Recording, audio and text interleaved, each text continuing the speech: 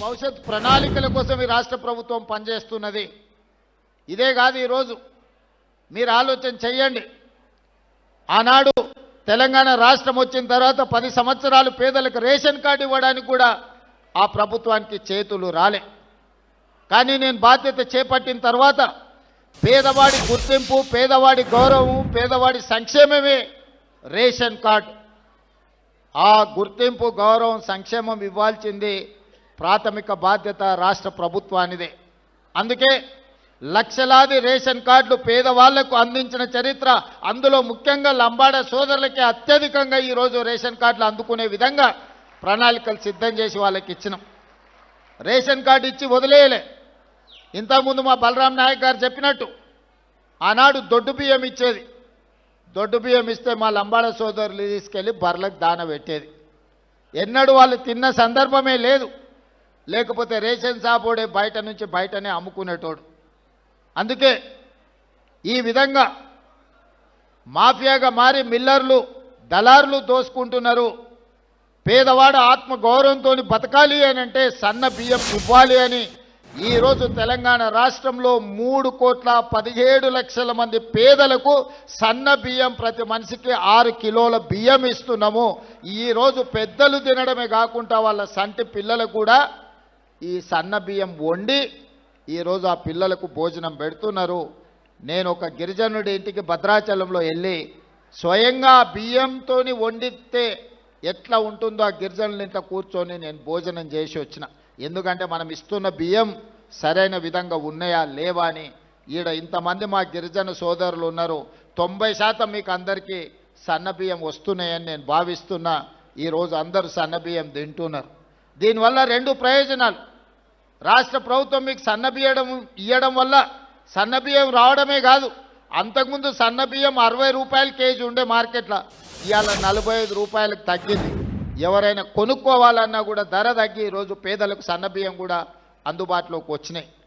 ఇదే కాదు, వ్యవసాయ భూములు ఉన్న వాళ్ళకు ఉచిత కరెంటు ఇచ్చినాం.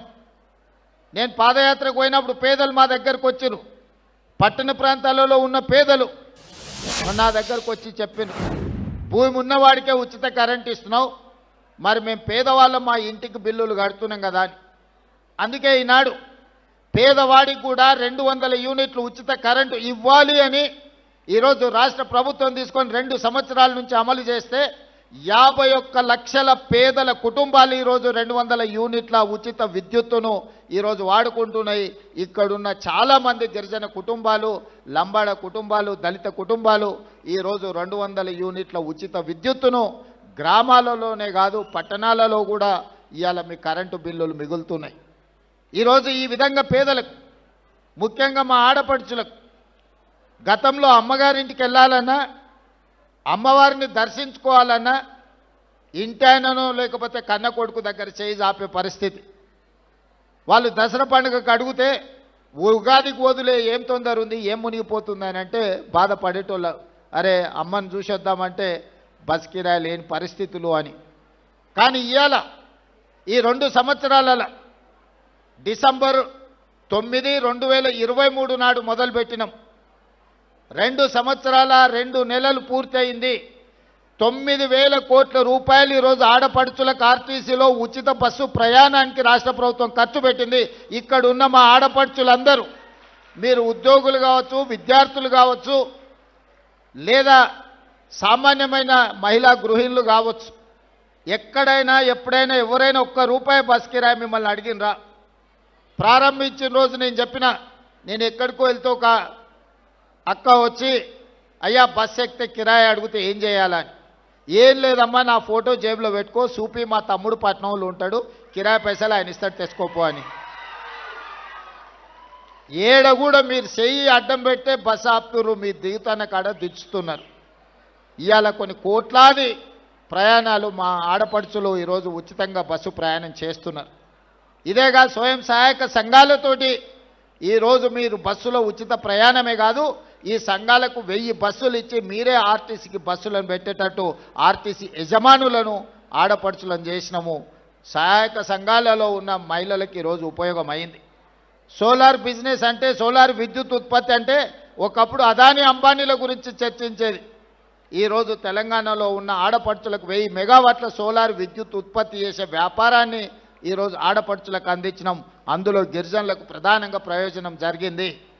ఇదే కాదు, హైటెక్ సిటీ అంటే ఇన్ఫోసిసో, మైక్రోసాఫ్టో, విప్రోనో ఇంకో పెద్ద పెద్ద సాఫ్ట్వేర్ కంపెనీలు అనుకున్నారు.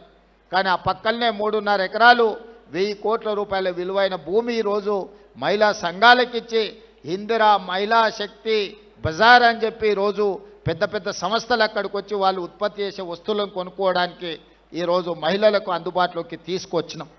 ఒకటొకటిగా పరిష్కరించుకుంటూ వస్తున్నాం. హాస్టళ్లలో ఆనాడు భోజనం ఏ విధంగా ఉండే, ఈరోజు 40% ఈరోజు మీకు ఛార్జెస్, మెస్ ఛార్జెస్ పెంచి కాస్మెటిక్ ఛార్జెస్ ఆనాడు ఎప్పుడు ఇచ్చేదో కూడా తెలీదు. ఇప్పుడు గ్రీన్ ఛానల్ చేసి 200% కాస్మెటిక్ ఛార్జెస్ 21 సంవత్సరాల తర్వాత ఈ ప్రభుత్వంలో పెంచి మా ఆడపడుచుల కాస్మెటిక్ ఛార్జెస్, మా పిల్లలకు చదువుకునే వాళ్లకు ఇంటి దగ్గర అమ్మనో నాయననో అడగాల్సిన పని లేదు. సబ్బు కోసమో చిన్న చిన్న పౌడర్ కోసమో కూడా తల్లిదండ్రుల మీద ఆధారపడే పరిస్థితి ఉండే. అందుకే 200% కాస్మెటిక్ ఛార్జెస్ పెంచి ఈరోజు ఆడపిల్లల యొక్క ఆత్మ గౌరవాన్ని నిలబెట్టడానికి మన ప్రభుత్వం ప్రయత్నం చేస్తున్నది. ఇదే కాదు, చదువుకున్న పిల్లలు 2011లో గ్రూప్ 1 పరీక్షలు నిర్వహిస్తే 2024 వరకు 15 సంవత్సరాలు మళ్ళీ పరీక్షలు పెట్టలే. మనం వచ్చిన తర్వాతనే గ్రూప్ 1 నోటిఫికేషన్ ఇచ్చి ఇప్పుడే మా రాములు నాయక్ చెప్తున్న మా మేనకోడలు డిఎస్పీ అయిందని. ఈరోజు 563 మంది గ్రూప్ 1 ఉద్యోగస్తులను పరీక్షలు నిర్వహించి ఫలితాలు ఇస్తే ఈ పేదలకు ఉద్యోగాలు వస్తే ప్రశ్నించే గొంతు వస్తుందని దాని మీద అక్రమ కేసులు వేసి హైకోర్టులో అడ్డమైన ఆర్డర్లు తెస్తే బలమైన వాదనలు వినిపించి డివిజన్ కోర్టులో, డివిజన్ బెంచ్లో ఈరోజు పేదలకు అనుకూలమైన తీర్పు వచ్చింది. 563 మంది గ్రూప్ 1 ఆఫీసర్లు ఇవాళ ఆర్టీఓలు, డిఎస్పీలుగా అత్యంత కీలకమైన ఉద్యోగాలు. నేను మొత్తం లిస్టు చూసిన ఎస్సీ, ఎస్టీ, బీసీలకు, మైనారిటీలకు ఎన్ని వచ్చినాయంటే 87% ఎస్సీ, ఎస్టీ, బీసీ మైనారిటీలు ఈ 563 మందిలో సెలెక్ట్ అయినరు. 87% ఈరోజు ఆ రిక్రూట్మెంట్స్తోని పేదలకు లాభం వచ్చింది. Group 2, group 3, group 4 teachers recruitment, doctors recruitment, nursing recruitment, ఈ విధంగా 70,000 ప్రభుత్వ ఉద్యోగాలు ఈ 2 సంవత్సరాలలో ఇచ్చినాం. దాదాపుగా 70,000ల్లో 85% పైగా ఎస్సీ, ఎస్టీ, బీసీ మైనారిటీలకు ప్రభుత్వ ఉద్యోగాలు ఇచ్చినాము. ఒక్కొక్కరి పేరు, ఒక్కొక్క ఊరు వివరాలు ఇస్తా. ఎవరికైనా అనుమానం ఉంటే ఇక్కడున్న చదువుకున్న అధికారులతో పాటు ఎవరైనా నేను చెప్తున్న వివరాల మీద అనుమానం ఉంటే ప్రభుత్వం అధికారికంగా లెక్కలిస్తుంది. మీరు లెక్కబెట్టి చూడండి. ఈ ప్రభుత్వం పేదల కోసం పనిచేస్తుంది. ఈ ప్రభుత్వం పేదల అభివృద్ధి కోసం పనిచేస్తుంది. ఒకప్పుడు భూములుండే, ఇందిరాగాంధీ గారు అగ్రికల్చర్ సీలింగ్ యాక్ట్ తీసుకొచ్చి ఇందిరాగాంధీ గారు లంబాడ సోదరులకి ఎస్టీ రిజర్వేషన్లు ఇచ్చింది. ఇందిరాగాంధీ తెచ్చిన అగ్రికల్చర్ సీలింగ్ యాక్ట్ ప్రకారం జాగీర్దారుల దగ్గర, జమీందారుల దగ్గర, భూస్వాముల దగ్గర ఉన్న లక్షలాది ఎకరాల భూములను తీసుకొని 25 లక్షల ఎకరాలను అసైన్మెంట్ పట్టాల రూపంలో ఎస్సీ, ఎస్టీలకు భూ పంపకాలు జరిగినాయి. ఈనాడిగా పంచడానికి భూమి మిగలలే. మా యువకులు, మా ఆడపిల్లలు జాగ్రత్తగా వినాలి. ఆ పైన ఉన్న వాళ్ళు కూడా, మీ తల్లిదండ్రులు, మీ తాతలు వ్యవసాయాన్ని నమ్ముకున్నారు. మీ తల్లిదండ్రులు, మీ తాతలు తండాలలో, గూడాలలో పేదరికాన్ని అనుభవించారు. మీ తల్లిదండ్రులకు ఇందిరాగాంధీ గారు తీసుకొచ్చిన చట్టం ద్వారా ఇందిరమ్మ ఇండ్లు, పక్కా ఇండ్లు అన్నప్పుడు మీ గూడాలలో, తండాలలో పక్కా ఇండ్లు వచ్చినాయి. మీకు భూమి లేదన్నప్పుడు, ఆత్మగౌరవం లేదనుకున్నప్పుడు అసైన్మెంట్ పట్టాల రూపంలో మీకు భూములు ఇచ్చి మీ ఆత్మగౌరవాన్ని ఇందిరాగాంధీ గారిని నిలబెట్టినరు. ఇవాళ లంబాడ సోదరులు వాళ్ళ సొంత తల్లిదండ్రులది లేకపోతే తాత ముత్తాతల్ని ఇంట్లో ఫోటో పెట్టుకున్నా పెట్టుకోకపోయినా చాలామంది లంబాడ సోదరులు ఇండ్లలో పోతే ఇందిరాగాంధీ ఫోటో కనిపిస్తుంది. మా రవీంద్ర నాయక్ గారికి తెలుసు, నేను చూసిన. కానీ ఆనాడు ఇందిరాగాంధీ ఇచ్చినట్టు ఇవాళ మీకు భూములు ఇవ్వడానికి ప్రభుత్వం దగ్గర లేవు. ఇవాళ దళితులకు, గిరిజనులకు నా సూచన ఒక్కటే, ఆనాడు ఉన్న పరిస్థితుల్లో కాంగ్రెస్ పార్టీ సంక్షేమము, అభివృద్ధిలో ఒక విధానాన్ని తీసుకున్నది. ఆ శకం ముగిసింది. ఇవాళ నిజంగా నాకు మీకు భూములు ఇవ్వాలన్నా ఈ ప్రభుత్వం దగ్గర భూములు అందుబాటులో లేవు. ఇక మీరు భూముల గురించి, ప్రభుత్వం ఇచ్చే ఏదో సంక్షేమం గురించి ఆలోచన చేయకండి. ఈ ప్రభుత్వం మీకు చదువు ఇవ్వదలుచుకున్నది. ఈ ప్రభుత్వం మీకు సంక్షేమం కాదు, సంక్షేమంతో పాటు మీకు చదువు ఇవ్వదలుచుకున్నది. నా సూచన ఒక్కటే, ఇక్కడికి వచ్చిన పిల్లలందరికీ చదువుకోండి, బాగా చదువుకోండి. చదువుకోవడానికి ఏం కావాలనో నన్ను అడగండి. మీరు డాక్టర్లు అవుతారా, మీరు ఇంజనీర్లు అవుతారా, మీరు ఐఏఎస్లు అవుతారా, మీరు ఐపీఎస్లు అవుతారా, మీరు ప్రొఫెసర్లు అవుతారా, ఈ దేశాన్ని మీరు ఏలడానికి ఏమవుతారో చెప్పండి, నేను మద్దతు ఇస్తా. మేమేమీ చేయం, ఇంటి దగ్గర ఉంటాం, మాకేదన్నా భూమి సార్, లేకపోతే మాకేదో చిన్న చిన్న వ్యాపారాలు చేసుకుంటాం అనేది వదలండి. లంబాడ సోదరుల చైతన్యం ఉంది. లంబాడ సోదరులకు ప్రపంచం గురించిన అవగాహన ఉన్నది. నేను చెప్పేది ఒక్కటే, యుక్త వయసులో తప్పుదారి పడితే జీవితకాలం బాధపడతారు, మీ తల్లిదండ్రులకు భారం అవుతారు. కానీ ఈ వయసులో కష్టపడితే, ఈ వయసులో మీరు చదువుకొని, చాలామంది ముందు వరుసలో అధికారులు ఉన్నారు. అధికారులు ఎవరున్నా గుర్తించి వాళ్లకు వివిధ శాఖలలో కీలకమైన హోదాలు ఇచ్చిన. ఎందుకంటే ఆ స్ఫూర్తి మీకు రావాలి. అరే మా వాడు ఈఎన్సీ అయిండు, మా వాడు సింగరేన్కి సిఎండి అయిండు, మా వాడు ట్రైకార్కి చైర్మన్ అయిండు, లేకపోతే మా వాడు వివిధ కార్పొరేషన్లకు చైర్మన్లు అయినరు, మా వాళ్ళు ఎమ్మెల్సీ అయినరు, ఎంపీ అయినరు అంటే చదువుకోవడం వల్ల ఈ అవకాశం వచ్చిందని భవిష్యత్ తరాలకు, ఈ యువతరానికి అవగాహన ఉండాలి అని చెప్పి మీ వాళ్లకు వివిధ అత్యంత కీలకమైన హోదాలు నేను ఇచ్చిన. అందుకే భూముల గురించి, అందించే తాత్కాలిక సంక్షేమం గురించి ఆలోచన చేయకండి. మీరు భవిష్యత్తును నిర్దిష్టంగా నిర్ణయించుకోండి. మీరు డాక్టర్ అవ్వాలనుకుంటున్నారా, మీరు ఇంజనీర్ అవ్వాలనుకుంటున్నారా, మీరు లాయర్ అవ్వాలనుకుంటున్నారా, మీరు ప్రొఫెసర్ అవ్వాలనుకుంటున్నారా, ఒక గొప్ప చార్టెడ్ అకౌంటెంట్ కావాలనుకుంటున్నారా, లేకపోతే సినిమా రంగంలో రాములు నాయక్ గారు చెప్పినట్టు గొప్ప టాలెంటెడ్ మంగ్లీలు కాదలుచుకుంటున్నారా, మీరు ఆలోచన చేసుకొని మీరు ప్రొఫెషన్ ఎన్నుకోండి. డైరెక్షన్లెస్గా ఉండకండి, నిర్దిష్టమైన ప్రణాళికను పెట్టుకోండి. దానికోసం ఈ ప్రభుత్వం 100% అండగా నిలబడుతుంది. గత ప్రభుత్వాలు చెప్పినాయి మేము ఎస్టీ హాస్టల్ ఇచ్చినాము, ఎస్సీ హాస్టల్ ఇచ్చినామని. కానీ ఎక్కడైనా ఉండడానికి ఏదైనా వసతి గూడు ఏర్పాటు చేసిండ్రా? కాగితం మీద ఆదేశం ఇస్తే సరిపోదు. అందుకే ఈరోజు ఎస్సీ ఎస్టీ బీసీలకు, మైనారిటీలకు ప్రతి నియోజకవర్గంలో young India integrated residential schools 25 ఎకరాలల్లా 200 కోట్లతోని, 100 నియోజకవర్గాలల్లా 20,000 కోట్లతోని 25 ఎకరాలలో ఈచ్ క్యాంపస్ ఈరోజు మనము నిర్మాణం చేస్తున్నాము.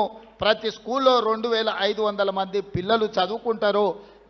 అట్లా 100 బాలురకు 100 బాలికలకు 200 young India integrated residential schools కట్టదలుచుకున్నాము.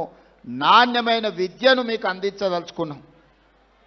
చదివే మీ భవిష్యత్తును మారుస్తుంది. చదివే మీకు సమాజంలో గౌరవాన్ని తెచ్చిపెడుతుంది. నిన్నగాక మొన్న నా ప్రభుత్వం చేసిన సిపెక్ survey, social economic education employment political and caste survey చేసినప్పుడు ఆశ్చర్యకరమైన ఫలితాలు వచ్చినాయి. సర్వేలో పేదరికం కనిపించిన వాళ్ళకు భూమి లేక పేదరికం రాలే, చదువు లేక పేదలుగా మిగిలిపోయింది.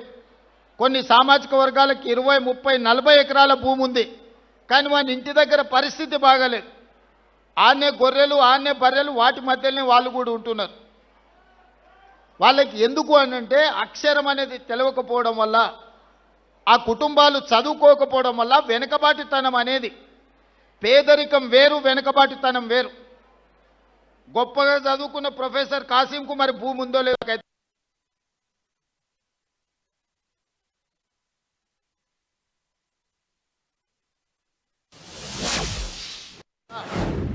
ఆ కుటుంబాలు చదువుకోకపోవడం వల్ల వెనుకబాటుతనం అనేది, పేదరికం వేరు, వెనుకబాటుతనం వేరు. గొప్పగా చదువుకున్న ప్రొఫెసర్ కాసింకు మరి భూమి ఉందో లేదో,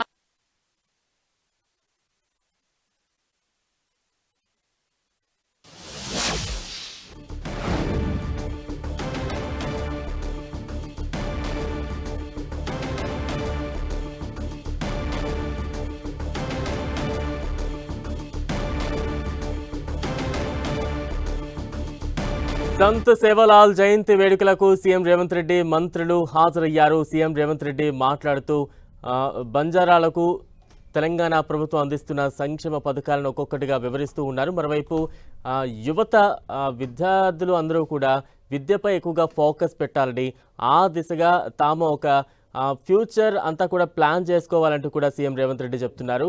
ఏం చదవాలనుకుంటున్నారో నాకు చెప్పండి, దానికి తగ్గట్టుగా నేను అన్ని రకాలటువంటి సహాయ సహకారాలు అందిస్తానంటూ కూడా యువతలో ఒక భరోసా నింపే ప్రయత్నం చేశారు. కొద్దిసేపు క్రితమే సంత్ సేవలాల్ జయంతి వేడుకల్లో సీఎం రేవంత్ రెడ్డి మంత్రులు హాజరయ్యారు.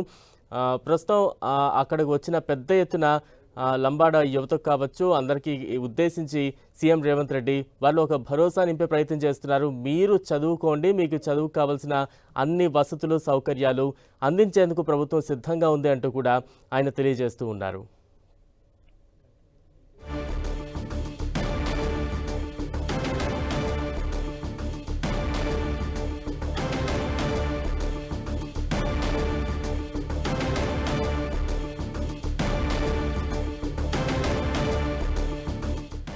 సంత్ సేవలాల్ జయంతి వేడుకలకు సీఎం రేవంత్ రెడ్డి మంత్రులు హాజరయ్యారు. బంజారా భవన్లో సంత్ సేవలాల్ మహారాజ్ జయంతి వేడుకలు ఎంతో వైభవంగా సాగుతూ ఉన్నాయి. ఈ సందర్భంగా సీఎం రేవంత్ రెడ్డి మాట్లాడుతూ తెలంగాణలో కాంగ్రెస్ ప్రభుత్వం అధికారం చేపట్టిన తర్వాత అందిస్తున్న సంక్షేమ పథకాలు ఇవన్నీ కూడా ఆయన ఒక్కొక్కటిగా వివరిస్తూ ఉన్నారు.